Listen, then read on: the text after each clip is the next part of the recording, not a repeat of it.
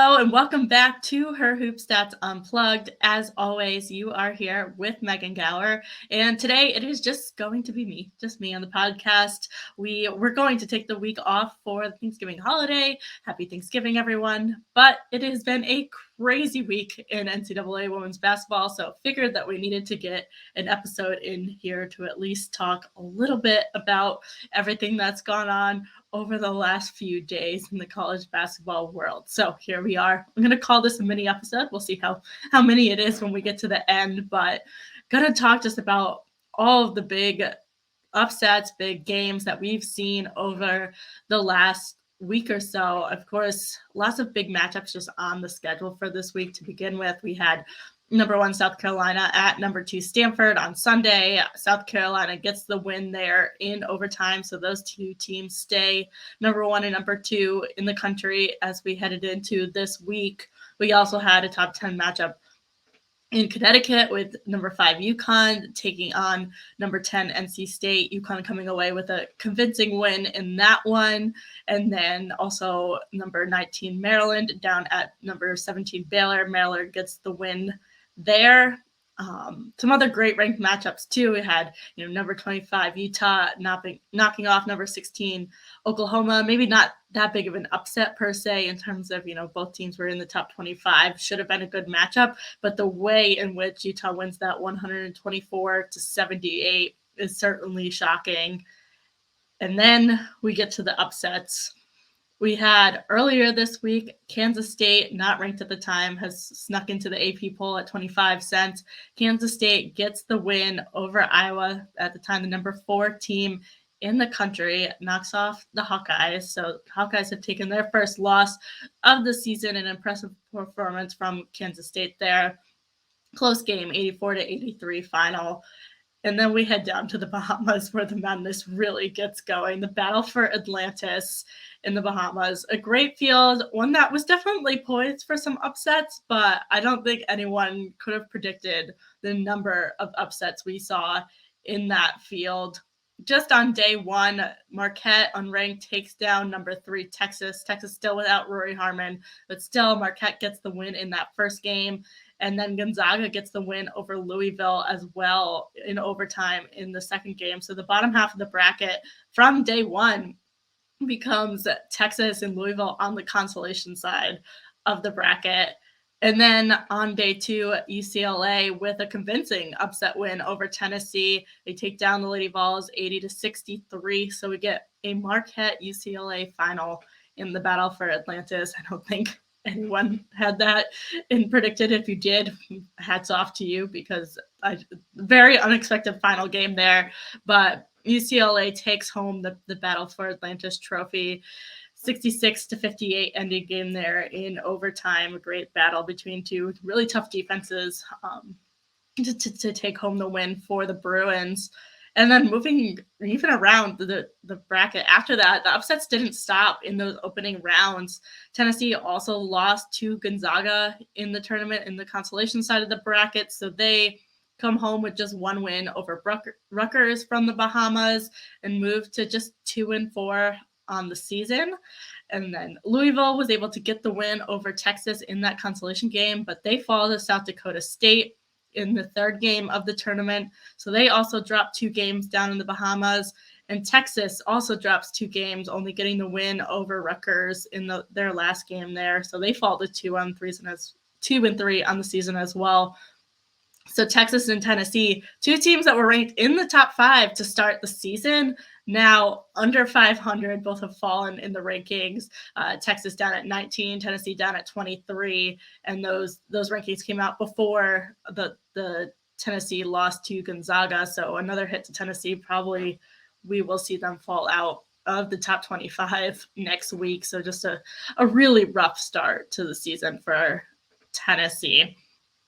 Obviously, just a quick recap, but just a lot going on in NCAA women's basketball, lots of top 10 losses, lots of upsets. So we've seen that so much over the past few days that I just went on Twitter and asked all of you what you would want to hear about, what questions you had about what we've seen from these upsets and what we think about some of the top teams in the country now that we've seen all of this action over the last week. So I'm going to go through just some of those questions on this podcast, talk about my thoughts on that, and then we'll go back to our normally scheduled programming with guests and everything next week.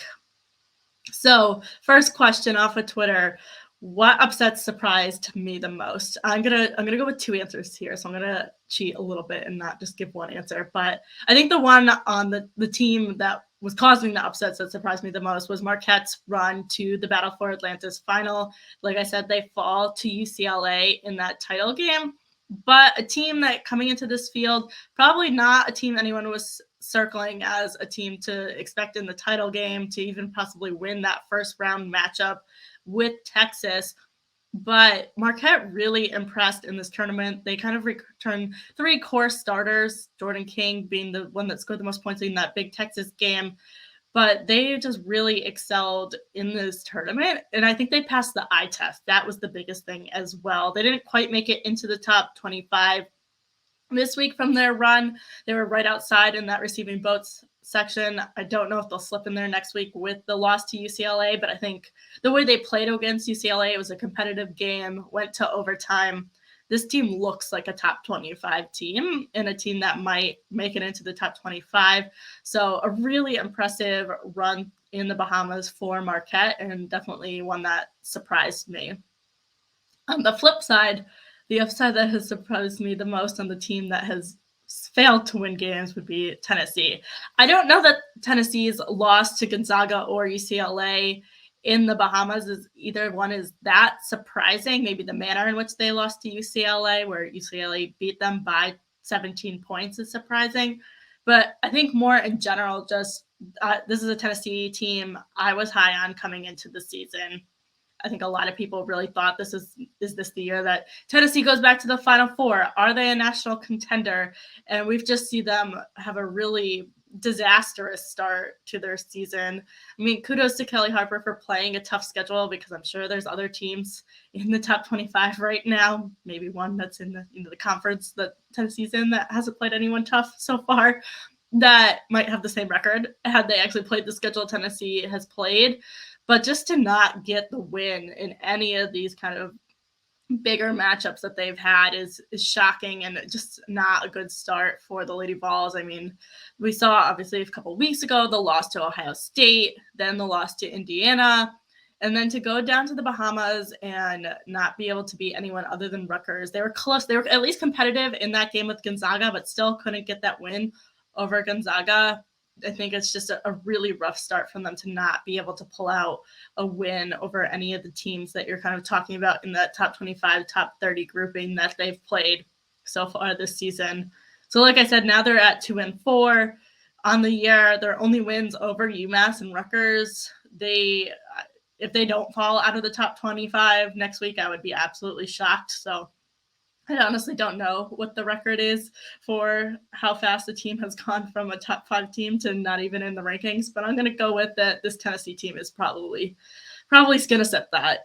So just a really quick downfall for this team that has a lot of talent, but clearly just has not been able to put it together to start the season. It'll be interesting to see if they can right the ship and get some things going and learn from these losses. But I think now that we've seen kind of 4 losses like this, things have not been corrected, and they've definitely got some work to do to figure out how this team is even going to contend, I think, in the SEC at this point, let alone talking about a Final Four fight team.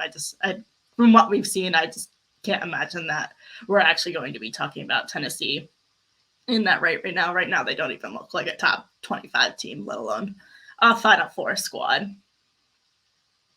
All right, next question is, what's the team that has fallen out of the top 10 that you think will play their way back in? I'm going with Texas here, which maybe sounds surprising considering they've already lost 3 games, really just a rough start to the season for them, but they haven't had Rory Harmon. And while I think one player does not fix everything that's going wrong for Texas right now, their offense has not looked good. The turnovers have been a problem. The defensive intensity isn't there. I think Rory Harmon answers a lot of those questions for them. I think one of the toughest positions to not have the person you're expecting to have at is the point guard position, and that's where Rory Harmon plays for them. And I think some of those turnover issues and the offensive issues will look a lot better once they just have Rory Harmon on the floor. They've really struggled to score the basketball. Sonia Morris has been doing well for them in that, but they needed someone to kind of go alongside with her, and Harmon's definitely capable of doing that. And the thing that keeps standing out to me here is what Vic Schaefer said after the loss to UConn, where Harmon is, one, the defensive heartbeat of their team, so they haven't had that on the floor. And then two, that they have a lot of new pieces, a lot of transfers. They don't know the Texas system that well, and he's struggling to get his team to do what he wants them to do. Where having Harmon, who's been there, has played under Vic Schaefer for already a year, would fix that problem in a lot of ways because he'd have her in that point guard role. So, while I think maybe the number 3 ranking to start the season for Texas was too high, I do think they can get back to that top 10 once they get Harmon back and get the pieces clicking together.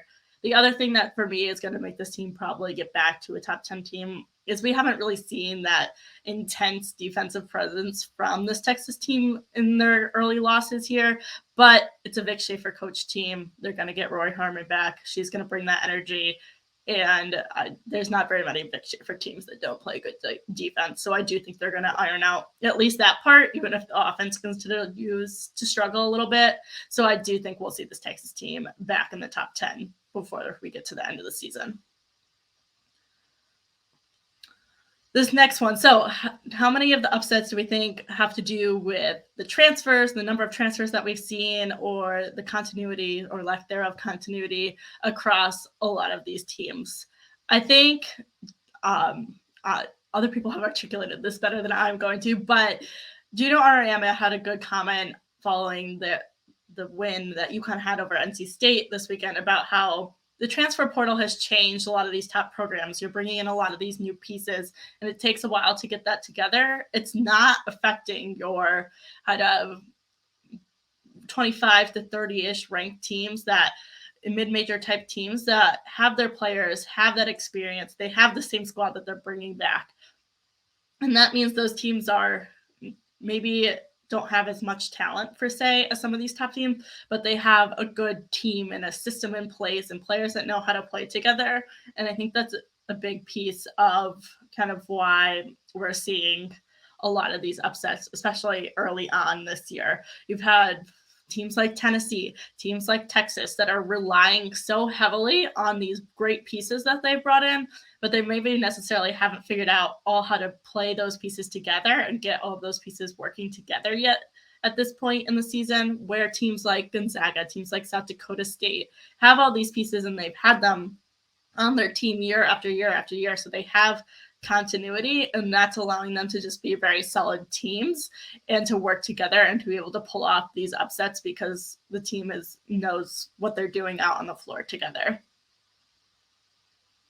All right, so a couple of questions on what does the top look right now. We've got the best 3 teams. Who are the best 3 teams other than South Carolina, who's the last number 1 seed? That's a little bit of a different question because when you talk seeding, I think it's a little bit different than who are the top 4 teams in the country.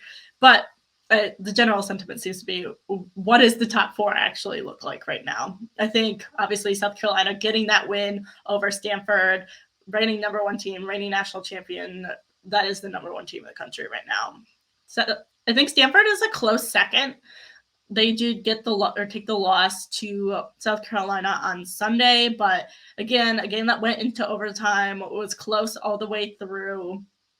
Stanford was able to hang right around with South Carolina throughout that game. So I think that's a pretty clear 1-2 at this point until someone shows us otherwise. If someone goes into one of those 2 places and upsets one of those teams, I think maybe then we raise some questions. But for now, to me, South Carolina and Stanford, very clear, number 1, number 2. They're passing the eye test. They're the top 2 teams in the country.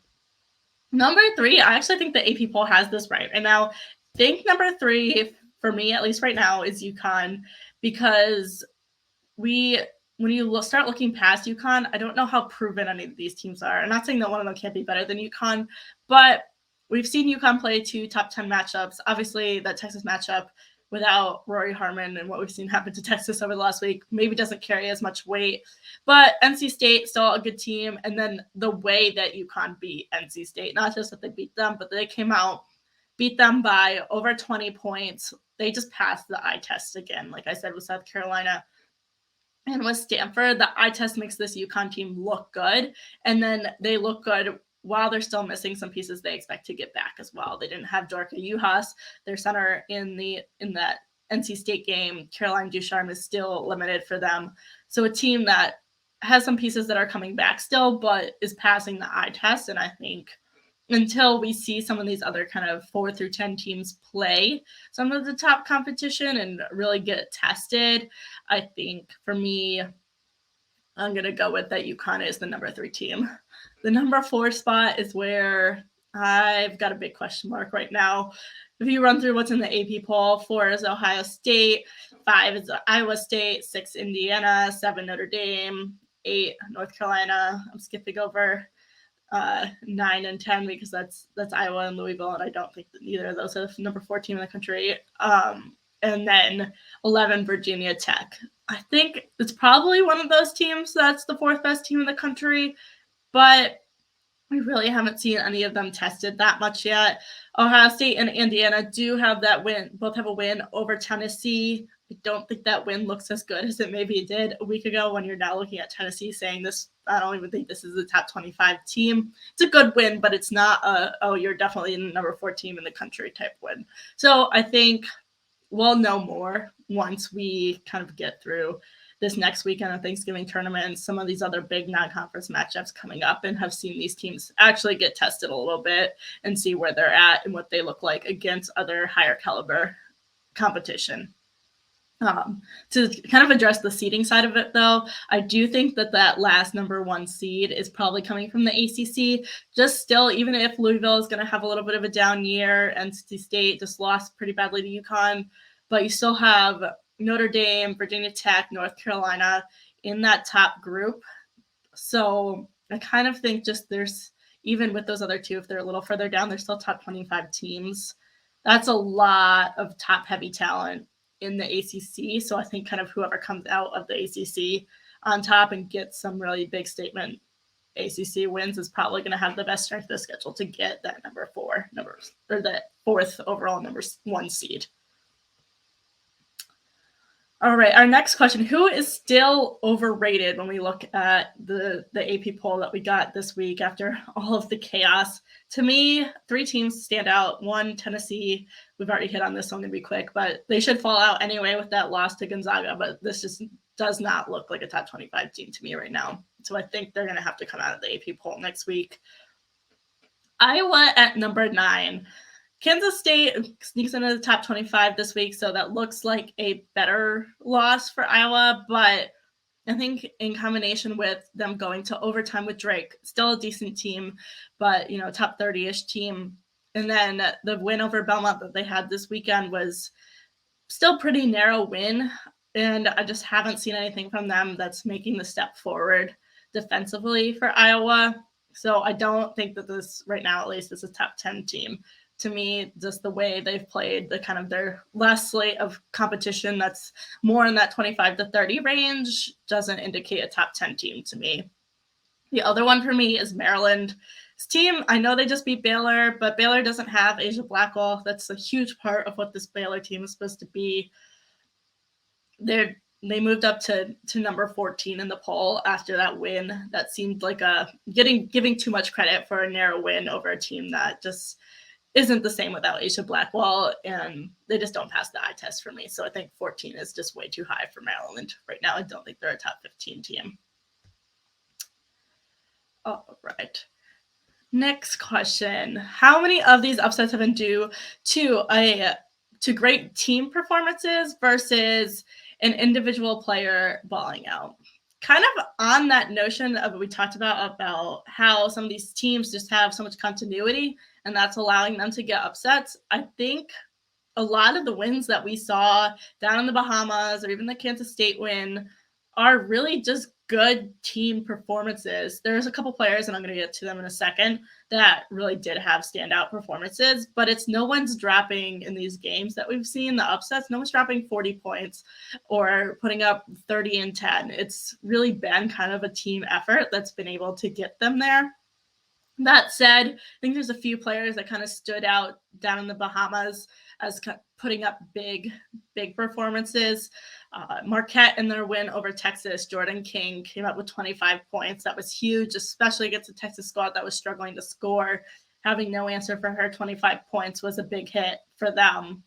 UCLA in that 20-point win over, or 17-point win over Tennessee, Charisma Osborne, 23 points. UCLA, I think, impressed as a team in the Bahamas, but Charisma Osborne has definitely been kind of the player on that team that's the go-to as their senior and able to step up and make big plays time after time, and a big reason of why they got the win. In the Bahamas, she was the tournament MVP as well. So I think she stood out as having really big performances.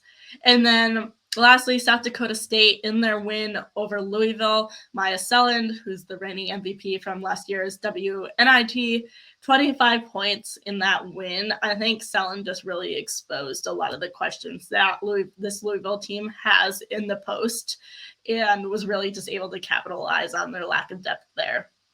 So she, I think, also had kind of a standout performance there. But like I said, I think a lot of really honestly great team performances more than big, huge standout games from any individual players. All right. Kind of on a similar note, of the top 10 teams, which freshman in those teams is going to have the biggest impact come March?